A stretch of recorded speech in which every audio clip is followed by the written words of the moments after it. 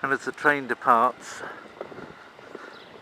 we're in the lovely town of Sroda WLKP. It means, Sroda means Wednesday, and WLKP is a bit like Greater Poland. So just like Sheffield has a Wednesday, Greater Poland, this has nothing to do with Greater Serbia or Greater London, it's just a part of Poland that's called Greater Poland. There's another part of Poland called Lesser Poland, which is around Krakow. How they ever got Krakow to agree that their region was lesser than the region around Poznan, I don't know, but the fact is that the region around Poznan is known as Greater Poland, and one of the towns around Poznan is this Wednesday town, Sroda Wielkopolska. Of course, to write out Wielkopolska is quite a long thing, so they just write WLKP. So if you see that in anything, it means, oh, here it's written out actually in total. So if you don't believe me, there we have it. And here we have a map of the town, with "you are here" being there, and most of it's actually very faded, which is probably accurate, an accurate reflection of the actual town itself, etc., etc. So we'll see how we got on here. That's obviously the station building, sort of like slab of grey concrete. And when you come out to a place like this out in the countryside, you get a reminder of the fact that Poland hasn't always been the rich and vibrant country that it is today. For 40 years it suffered under communism, and some places are catching up within Poland a little bit slower than others, and the more you tend to be in the countryside, the more that tends to happen. I think that big silo there is, I don't know, that it could be grain, of course, but I think it's something to do with sugar, because the symbol that you can see on there is one I'm sure I've seen on sugar packets. I may be wrong, but that's the connection which is going on in my mind. So maybe that's sugar beet being piled up there on top of itself, ready to be taken off to turn into sugar somewhere else. Maybe it is, maybe it isn't. So I really have no idea whether this is a good way to get out of here, but I notice that the other people who are on the train are walking down this way. There's no such thing as a taxi service, that's for sure, but then it's no big deal because I've got plenty of time.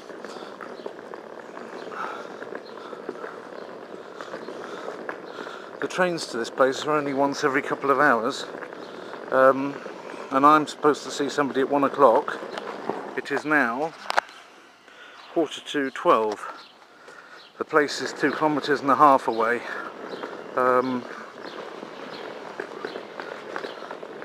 And I know pretty much in which direction because I checked it on the map before, so therefore I'm relaxed about it. There we see the bypass road in the distance over there.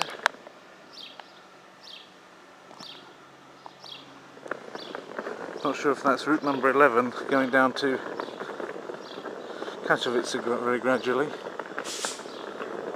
I used to know these things when I drove more, but then now that I'm not driving that much, I kind of forget them a bit.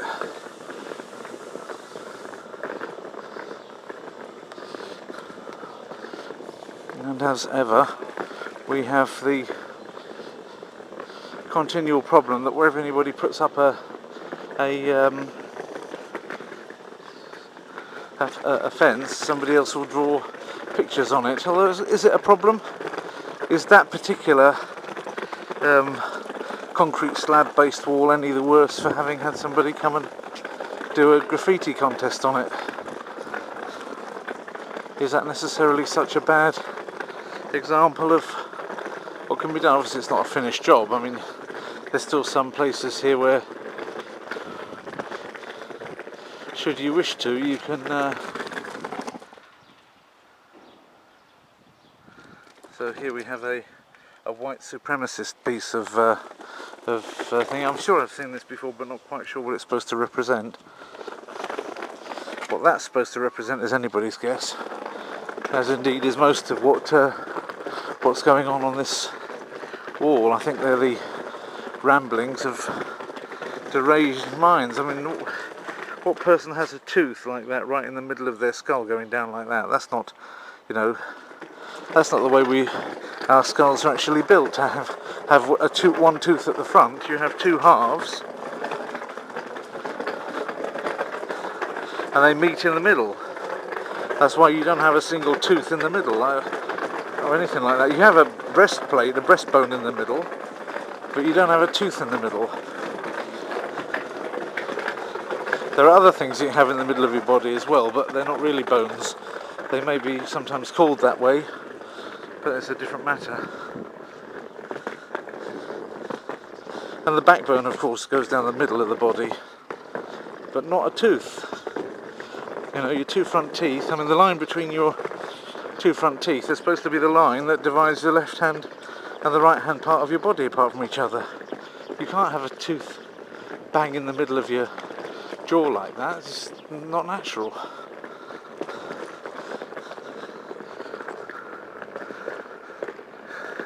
It's bits of casual architecture like this, obviously a disused, hopefully, water tower,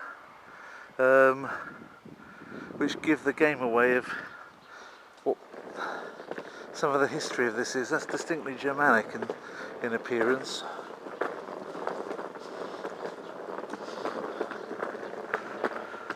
These are the sorts of things where Rapunzel used to get put up in these things, and she used to have to let her hair out of the top there like that.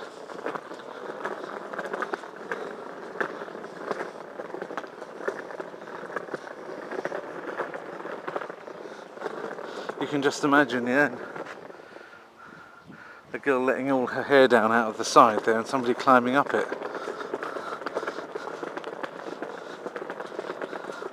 That must have been slightly painful, but the things that you do for love.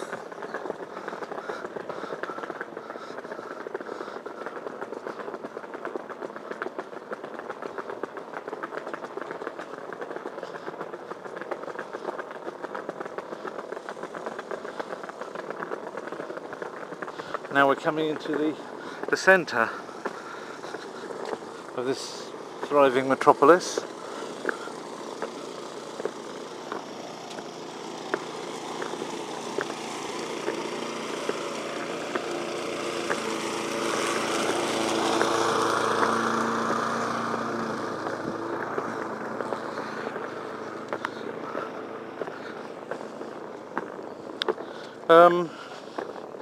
One thing I might talk about just on this, I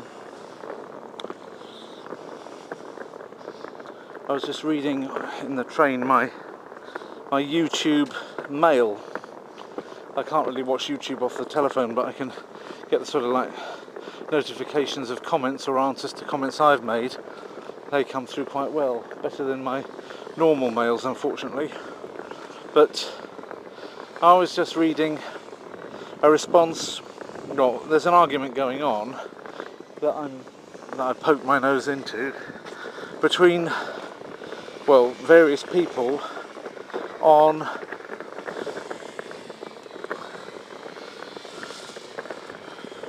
not sure what that's supposed to mean.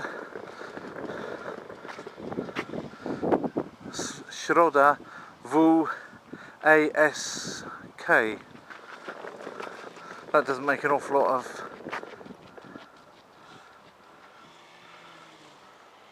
of sense to me at all, actually, but never mind.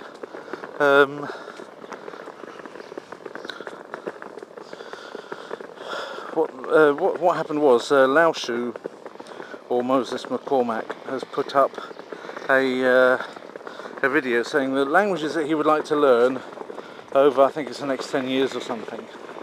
And he's written up a whole bunch of languages, something like 81 languages, on his whiteboard. And of course this has sparked off quite a debate. with some people saying this that you're trying to do is just impossible. It can't be done, you'll just forget it. When you learn a language, you know, you might learn one language, you might spend 3 months doing it on an intense course, and then afterwards you'll go and do something else, you'll forget the first one. Well, that's based on a misunderstanding of what's actually going on in people's heads when they learn languages, and the difference between the two types of memory. And also, nobody's actually bothered to define what the extent of knowledge is that is considered acceptable for somebody to write up on a whiteboard that they've studied this or that language. And I would suggest to you that there's an awful long way between going for really perfect command of a language and knowing something of a language. And the good old Pareto rule applies, of course. If you imagine that this is going to be quite interesting for some people. Hopefully I'm not losing your attention by garnering my thought here gradually, but if you imagine that the Pareto rule applies to language so that you can get 80% of fluency, native fluency, in only 20% of the time it takes to gain that native fluency. So you can get 80% of what you need, or you can get a command which enables you to have 80% of what you need in a language in only 20% of the time it would take you to reach native perfection in that language. That's why in so many cases there's a difference. In most cases there's a difference between somebody who speaks a language well and somebody who speaks it so well that they come across as a native or a native equivalent, because most people don't give it that extra time. Why would they?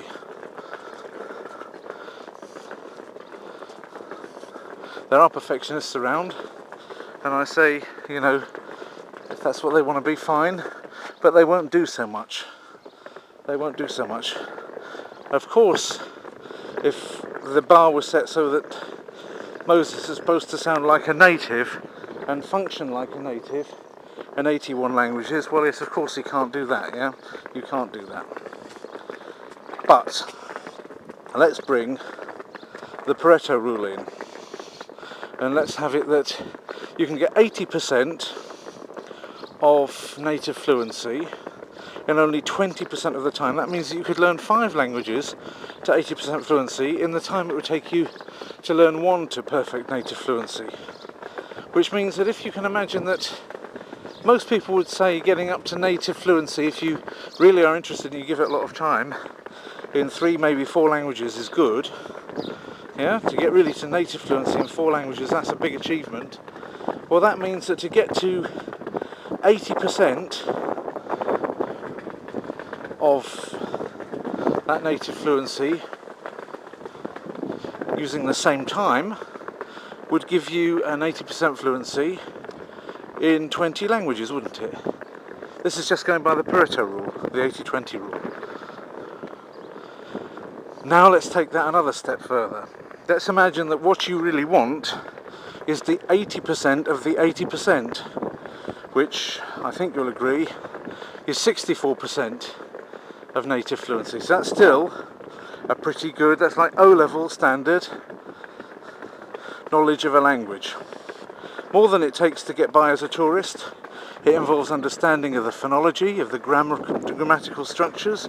It means you've covered pretty much all the grammar and understood it.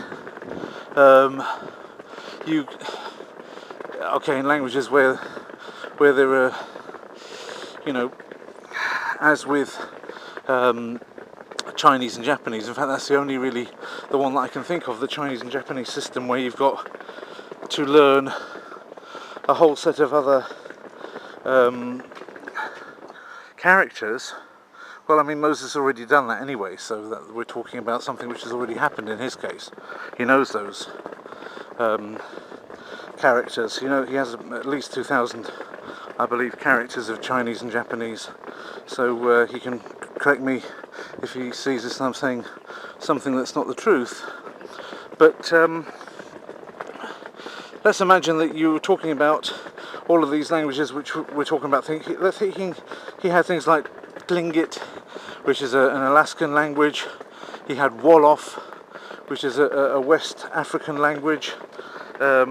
Things which you wouldn't necessarily need to speak very fluently in order to have a lot of, what shall I say, a lot of benefit from.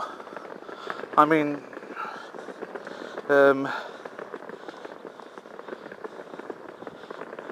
some utility from the language. I mean, talk about being able to go there and have a chat with somebody and get an understanding with them even though they don't know your language. Yeah, they may be able to see you're a foreigner, that's not a problem, you see. They may have to struggle, but you'll arrive at an understanding. You could even get, well, obviously Moses is married, he wouldn't do this, but you could get a girlfriend, you could get a romance going with 64% fluency, no trouble. You could live your life out in a country on 64% fluency and still get everything you needed.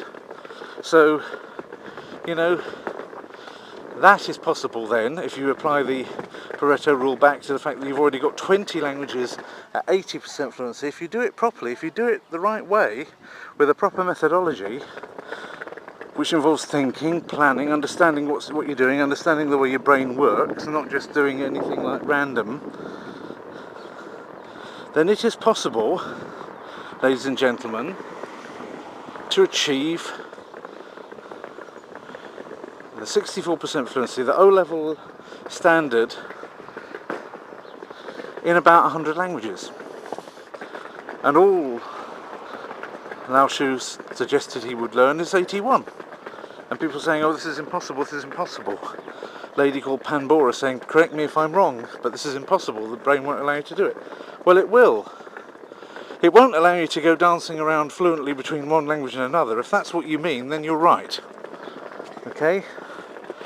But it will allow you to have a basic understanding, the ability to read, even with varying scripts. I don't think it's a problem to cover varying scripts. He clearly has a quick grasp of different scripts. He's written up things in Tibetan, you know, Thai I believe he's quite familiar with, and they're difficult scripts, and many other things I've seen him write on that whiteboard. So, you know, so that you really understand, you could read a book and then obviously be able to use a dictionary if you don't understand something, but be able to know how to work your way around a dictionary, and to have certainly finished, you know, the standard teach yourself language, which gives you like 2,000 words. I mean, why not? 2,000 words times 100, 200,000 words. Okay, you can work back through the gold list system, how much time it would take to gold list through 200,000 words, and can it be done in 10 years? Well, it can, as long as you do enough sessions a day every day, which means passion for the subject, that you really want to do it and you really keep wanting to do it for the whole 10 years. And you apply a proper methodology on a consistent basis and you give it enough time every day. You go back and do enough sessions of it every day. Yes, it can be done. It can be done, ladies and gentlemen.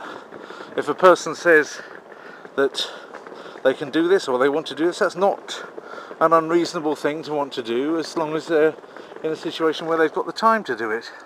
There's a nice sports field there for the local people.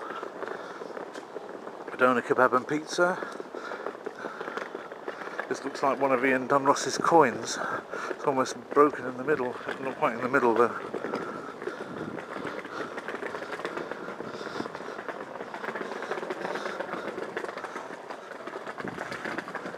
So people have already had fun with that, it seems.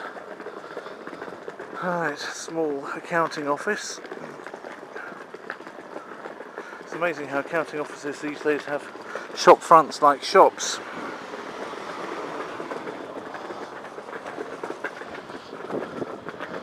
It's totally unnecessary in my opinion. They should look like normal offices. You don't need shop front with accounting office in. Do you?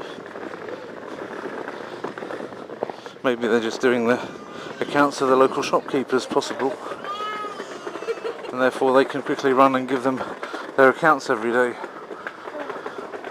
Maybe that's what it's all about.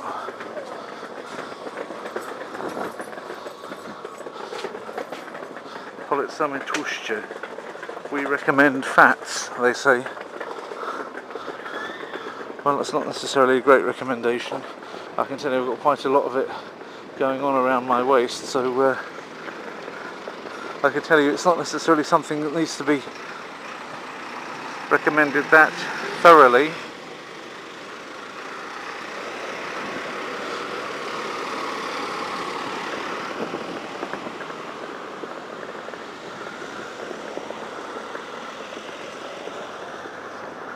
Perfecto.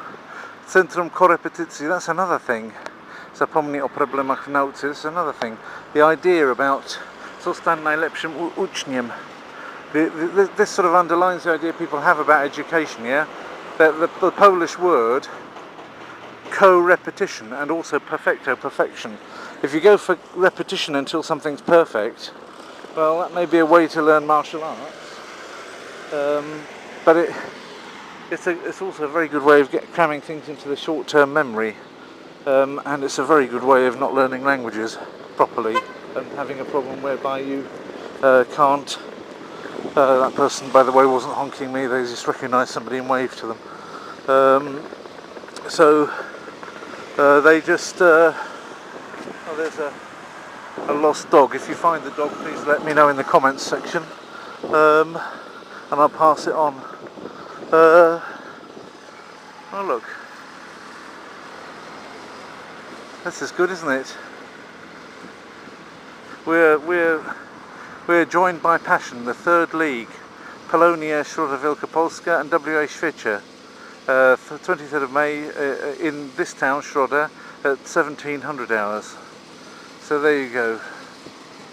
Isn't that fantastic? I don't know what sport it is, but it looks as though they're really, you know, enthusiastic about it, whatever it might be. Everybody else seems to know but me what that is. Maybe it's football.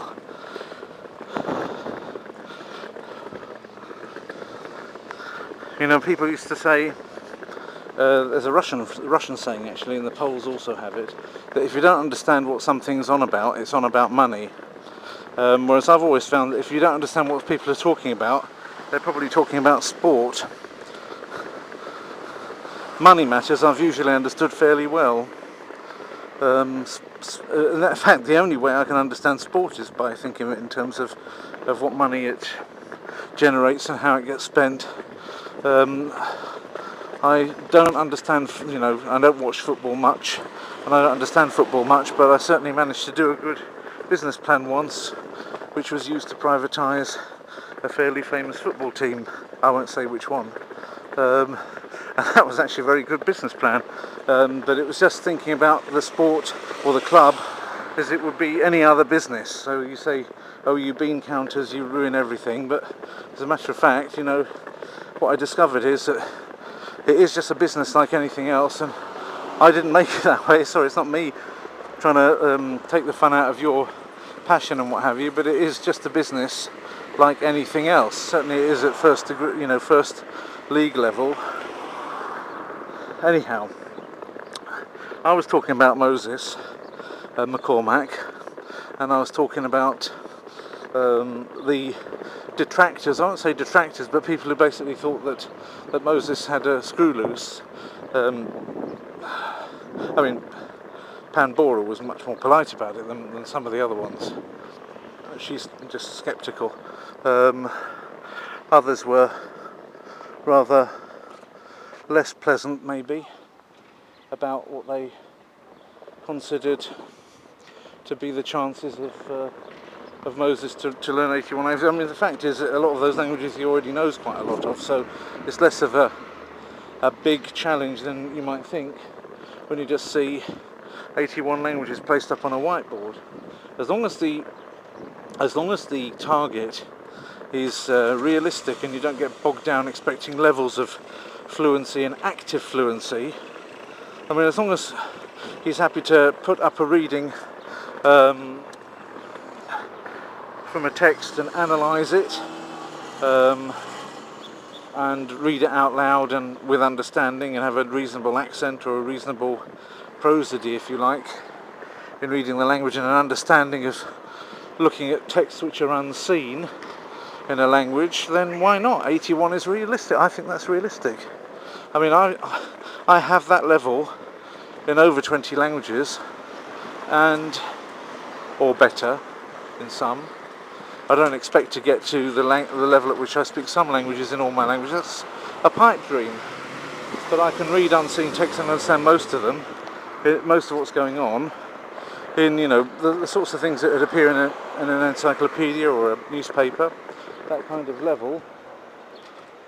I can do that in over 20 languages, and I don't give much time to it, believe you me, because I don't have much time. You can see yourself, I'm travelling around all over the place, I'm running teams of people, I've got, you know, companies that I'm supposed to be director of, and am director, or supposed to be, I am director of things, and that doesn't leave you an awful lot of time. On top of that, I've got family commitments, not easy family commitments, and I just have to fit it in all around those things, you know, so I don't get much time. If it wasn't for the goal list method, I probably would have given up languages altogether, as I wouldn't have time for them. The goal list method enables you to fit it in with the small bits of time that you have, like on trains or planes and things. Maybe half an hour of an evening after coming home late from work, after the kids have gone to bed, and you've got a half an hour before you've got to go to bed. You've also got to make time for your spouse and have a chat and that, see that everything's okay. Maybe you get a half an hour to do some language. If you didn't have a proper system like the goal list system, you know, you're just going to give it up. You're not going to be able to keep on doing it. But even with that little amount of time available to do it, with a proper system, you still get far. But you can't do it with perfectionism. If I was a perfectionist, I'd be scripting this narrative and putting it into exactly the way that I wanted you to hear it. Make sure it didn't have any interruptions in it, no background noise. I wouldn't be walking along the street doing it. But you know, what the hell? I'm multitasking. I'm doing 3 things at the moment. I'm talking to you guys, sharing my views with you, and hopefully you enjoy it. Yeah, I'm trying to lose weight, so you know, I'm walking along with the pedometer on, and I'm going to where I have to go anyway, and would need to go one way or another anyway. So the only thing that I don't know is if I'm on the right street. But there can't be that many streets here, so it must be right. Or right-ish anyway. So I'm just going to keep going. However, I think I've said enough. I've given you, while we've been talking, I've also given you an insight into what, and myself a memory of course, of what Sroda Wielkopolska looks like, what my visit here has been partly like, because obviously I've got a few more hours to go yet. I can't film the main thing, which is my business meeting. I wouldn't dream of doing that. But that's all, as you will understand, perfectly confidential, absolutely confidential, even though I'm only here to sell at the moment rather than actually deal with specific problems. But basically, if it wasn't for doing things at the same time and having systems that allow me to do things with dribs and drabs of time and put them all together to make something bigger, then I wouldn't do anything. I wouldn't have anything to show for it. And if I was a perfectionist, I wouldn't have an awful lot to show for it, because I'd never get anything finished. I wouldn't want to put this up because it's not, you know, it's not either a perfect delivery of Sroda Wielkopolska, neither is it a perfect answer to, you know, a perfect discourse that you can easily follow about how to learn languages, because it was a bit rambling of course, but you're used to that if you're following my stuff. So if I was a perfectionist, I wouldn't do it, but I'm not making any apologies for that. If you want to have a perfectionist show you things, then go ahead. There are perfectionist channels here, and you can always tell them because they haven't got very many films on them. In fact, some of the greatest perfectionists are the people that are always criticising other people's films, sometimes quite brutal criticism, if it were possible to be brutal to somebody with a skin like a rhino, like I have, but attempts at brutal criticism, I'll say that, and basically You know, if you go to these people's channels, these people that are so perfectionist about your stuff, then you discover they've actually put nothing up. So that's what comes of their perfectionism. These nice flowering cherries here on the street, it's very nice. All the trees in the street having the same appearance.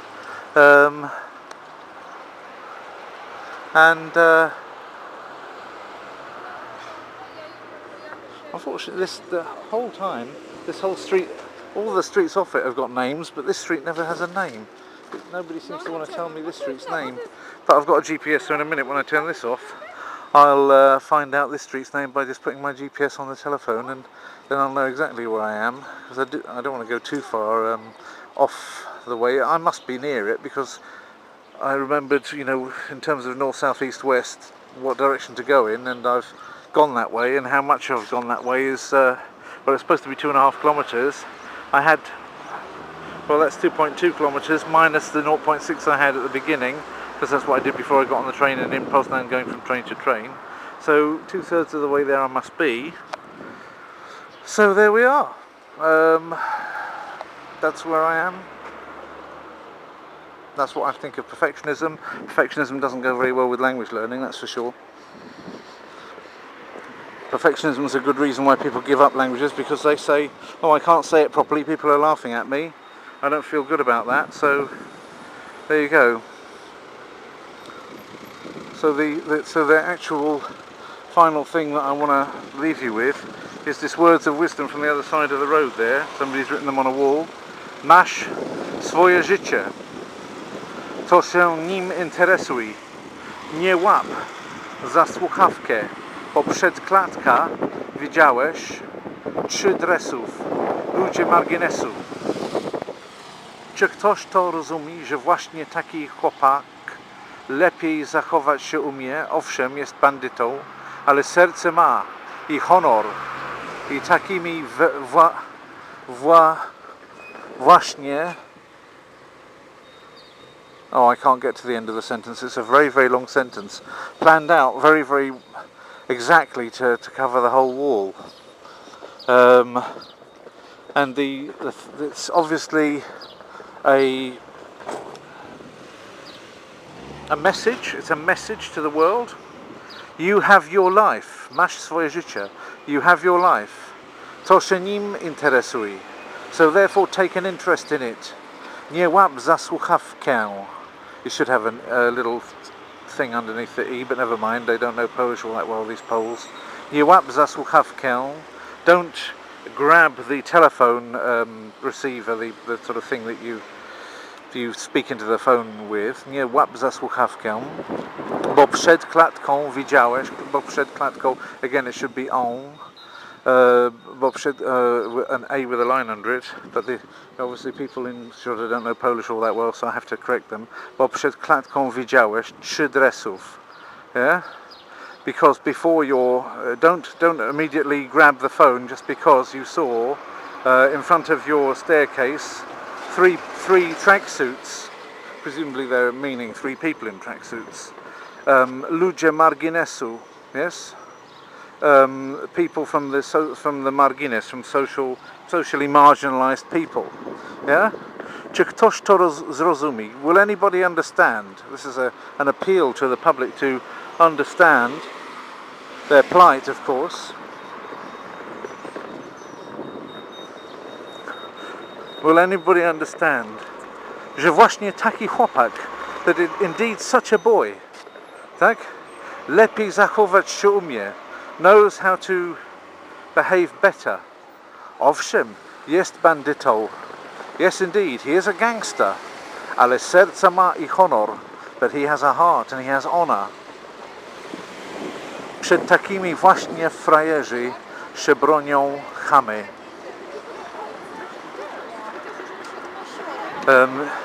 In front of such, well, frajer is like a gullible person, yes? It's an insulting word for a gullible person.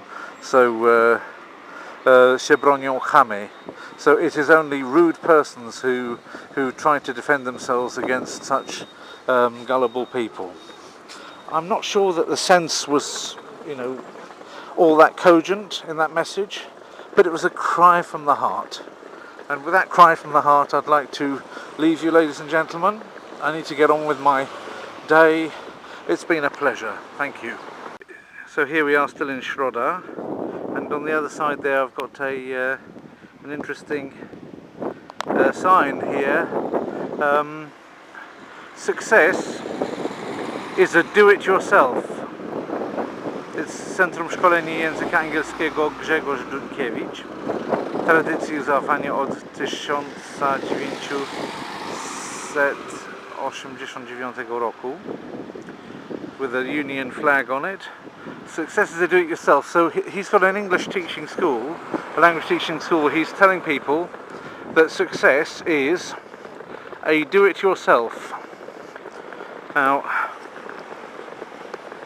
that's not very English, of course, as you probably know if you're a native listening to me talking. Success is a do-it-yourself.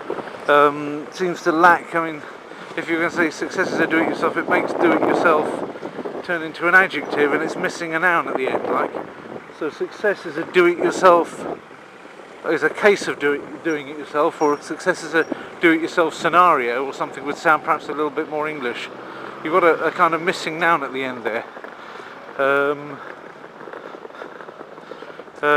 But nevertheless, he's right. Success in language learning is something which is down to the learner and not the teacher. It's up to the learner to enjoy it, to have passion, to give time to it, to give attention to it. It's not up to the learner to drill it hard and to switch on the short-term memory, but it is a question of taking control yourself of your success, taking control of your own pace, and finding your own enjoyment in it. That much is true. It's not a case of the teacher saying, right, you do this yourself and do it by Tuesday and make sure you've got them all learned by Tuesday. That's not doing it yourself. I don't know what this gentleman, what his lessons look like, but he certainly came up with a certain element of truth there in his advert, which is a rarity, and therefore I thought it worth to film it. So we're still in Sroda. Some interesting architectural points like that on there, on the flats. Most of them are quite, what shall I say, quite blocky of concrete, quite basic, the accommodation. I'm sure on the inside it looks much nicer than on the outside. The outside looks a little bit basic, could do with a lick of paint, doesn't look so fantastic. And then all of a sudden, in the middle of all of this, they've got the most fantastic, new, beautifully built, modern, and certainly expensive, with the nice area around it. That's the certain centre of the community for them. Lovely, well built and beautiful church building. Obviously it's Roman Catholic. It's called the Church of St. Joseph. Not sure whether they mean the Joseph of the Old Testament or the father of Jesus Christ. Maybe they mean Joseph Machinsky, I don't know. But anyway, they probably not the latter. But as you see, they've put a lot more effort and money into the house of God as they see it, you know, than into their own houses. So you couldn't say that they were, you know, like some of the people in the Bible that have, especially in the one of the letters, I think it's in Revelation, where people, you know, bothered about make sure their own houses were fantastic, but the house of God, well no, it was in the Old Testament, wasn't it? Everybody had their own houses looking fantastic, but the house of God was in disarray. Well, these people couldn't be accused of being the same, because they've got a beautiful church building and their own houses are not an awful lot to write home about. So certainly you couldn't say that these people don't put God first. However, you know, wonky in my Protestant view the Catholic theology might be, you have to hand it to them. They put God first. You can see it. You can just see, looking around, these are people who have put, this community has put God right in the centre and given God's house the best that they've got. So and you can't deny it, you have to admit it. So there you are. Credit where credit's due, people.